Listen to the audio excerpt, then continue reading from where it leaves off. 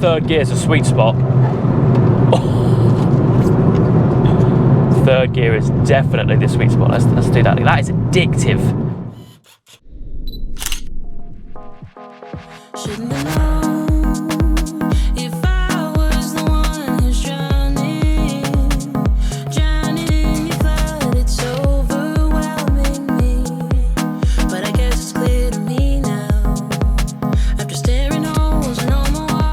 Hey guys, it's Luke here and welcome back to another video. You join me today behind the wheel of a Mark 7 Fiesta ST. It's been an awfully long time since I've been behind the wheel of one of these things, and actually had one on the channel for that matter.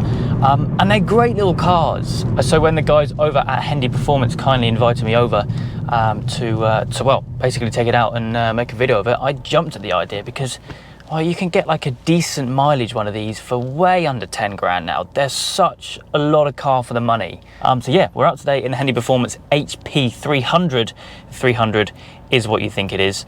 So I think we're gonna have quite a lot of fun. So I think what we're gonna do first, actually, before we go out and kind of explore it and take it for a proper drive, I'm gonna pull over somewhere, show you the car because it looks awesome, and also hear that turbo. So yeah, we'll do that. I'll show you around it, and then we'll go have a lot of fun.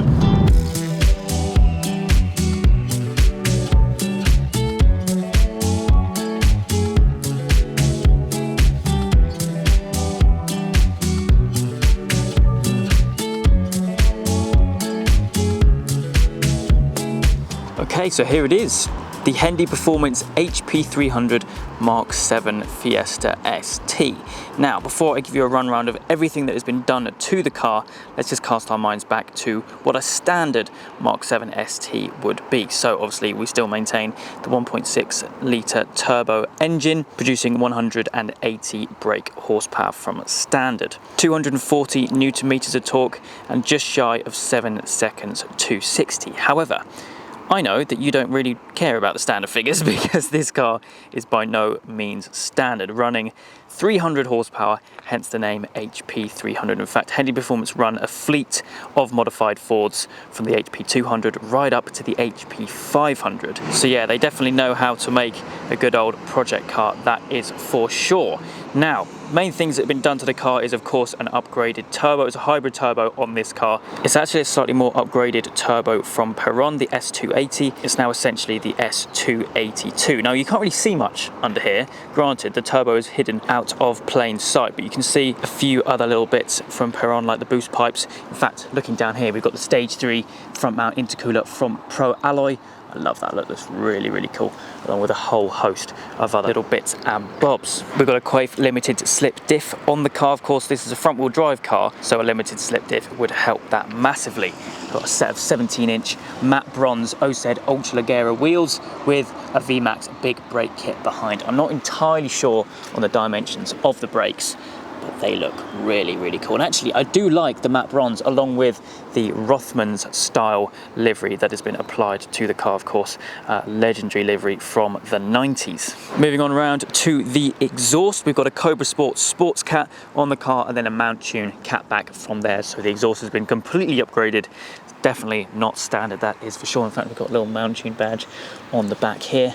And yeah, overall, from the little drive which I had on the way here, it's a really, really cool little car. And of course, I have just been cruising just on some town roads around here, but hopefully be able to open it up a little bit later on, see what this thing is like, because I've been out in a few, like I mentioned in the intro, but not in a while. I've driven a Mark 7, which is pretty much running 400 horsepower. So that'd be interesting to see how this compares to that. However, I didn't really get much time behind the wheel of that car, but yeah, this Rothmans livery looks awesome. Of course, the dark blue here is the original color, and then the white, red and bronze is all vinyl wrap. Now, in terms of suspension, we're looking at Mount Tune lowering springs on this. Again, I'm not sure on the exact dimensions, however, looking at it, probably around 20 to 25 mil all round. And I don't think there's any spaces on it as well due to the wider offset of the Ultra Leggeras. But just once again, look at these brakes.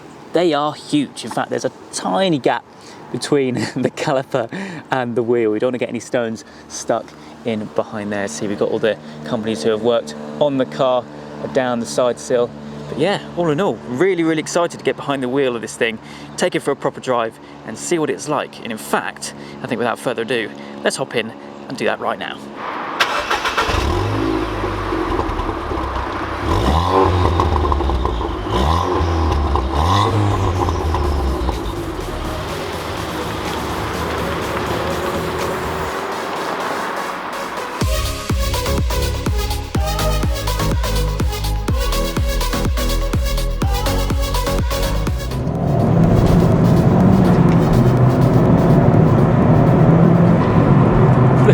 Steer is unreal.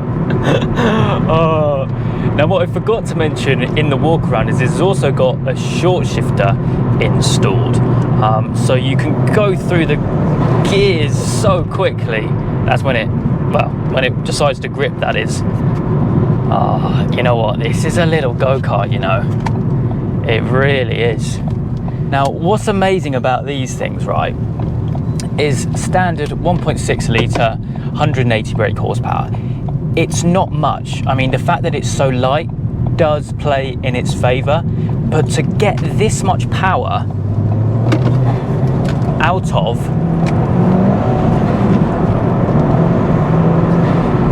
that little engine is very impressive. Now, a lot of people do modify these things very heavily, some of which are featured on the channel, and I can see why they do, because whether you decide to have a fast road car or a track car, track spec car should I say, it works really really well.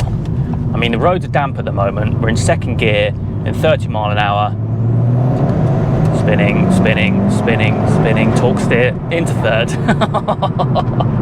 And the brakes work as well. I've been driving the car a little bit before filming, so I'm used to it all. Got to get used to the clutch and everything. And can you hear that up there? The mix between the air being sucked in through the intake, which is Perron as well, I believe. I think I forgot to mention that, along with that big old turbo. I mean,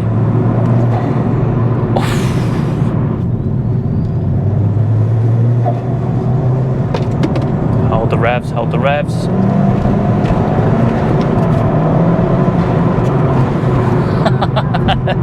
Now, like I mentioned, the guys over at Hendy Performance have not only very kindly lent me this car for the morning, but like I mentioned earlier on, they also have a fair old fleet of these modified Fords, such as, well, other STs, be it Fiesta or Focus, and also a Focus RS. Now they've got the HP 200, which I believe is another Mark 7 running 200 horsepower rather than 300 horsepower. Presumably that's just a stage 1. Then you've got this, the HP 300, the HP 400, which I won't go into too much detail right now because, well, hopefully, fingers crossed, that'll be featuring on the channel very soon. And then of course you have the HP 500, which is the monstrous Focus RS Mark III. So yeah, they've got a little fleet going on, and it's really cool to well, to get out in one of these. Obviously I've experienced the Mark 8 ST, which they have or had a while back. I can't remember if they still have it or not. And it's quite interesting to be able to, well, compare the Mark 7 and Mark 8, because this car has taken a lot of beating because it's so popular. A lot of people like it, and it just does everything it's supposed to do. It's fun, it's nimble, it's quick when you whack a massive turbo on it, and it's certainly lively too. Now that limited slip diff, you can feel it kind of struggling, trying to maintain some sort of grip and stability. Do you hear that then? And it's on roads like this where it comes into its own, even when the rain starts as well. Actually, that's not ideal.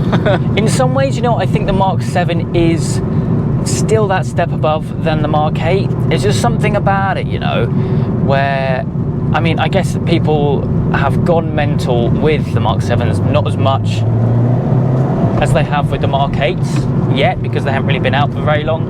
Obviously you've got the ST3, which I believe this is, you've got the ST200, so there's a fair few iterations of the Mark 7, whereas the Mark 8, well, you still have the Performance Edition, now the Edition, I think it's called, the blue one. But I just feel that the Mark 8 is a little less ferocious than this. Obviously this is a pretty heavily modified example, but still, even in its standard form, it just feels a little bit more lively, having experienced both cars, driven both of them on numerous occasions.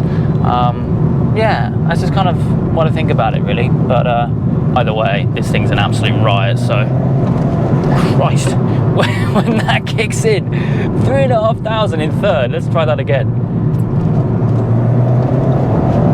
Oh, third gear's a sweet spot. Third gear is definitely the sweet spot. Let's do that. That is addictive. Get a little bit of lag, which you'd expect, and then yeah, that's quick. That is dangerously quick.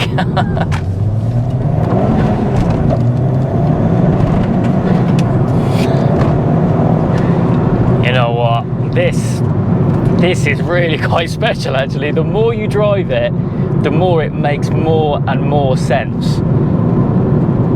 I need to do that third gear again. 3,000 RPM. Build the boost, and we are away. Oh, this is good. This is really good. Power's just there. That was fourth gear then. Fourth gear way down at like 2,500 RPM. Yeah, it's torquey. It is very, very torquey. I wasn't expecting to be this shocked, you know, because I've experienced so many of these, like I've said. But yeah, having some proper time behind the wheel of one, because the other ones which I've driven in the past have been a little bit slapdash. This, I've had some proper time this morning, which I must thank Hendy Performance once again for giving me the opportunity. Yeah, it's been a lot of fun indeed. But I think that is going to wrap things up, because we do have some awful showers coming in by the looks of it. So I'm going to wrap things up here. I hope you guys have enjoyed. I will leave Hendy Performance's links down in the description down below, their website and of course their Instagram. Hopefully we'll be seeing another one of their project cars on the channel very soon, in the form of the HP 400. Those of you who know what that is, you will know what is coming. If not, then it's going to be exciting. Very, very interesting. Not many people have modified them yet. So yeah, stay tuned for that. But yeah, like I said, that's it for me today. I hope you guys have enjoyed. If you have, please do make sure you leave a like and make sure you subscribe for all the adventures still to come.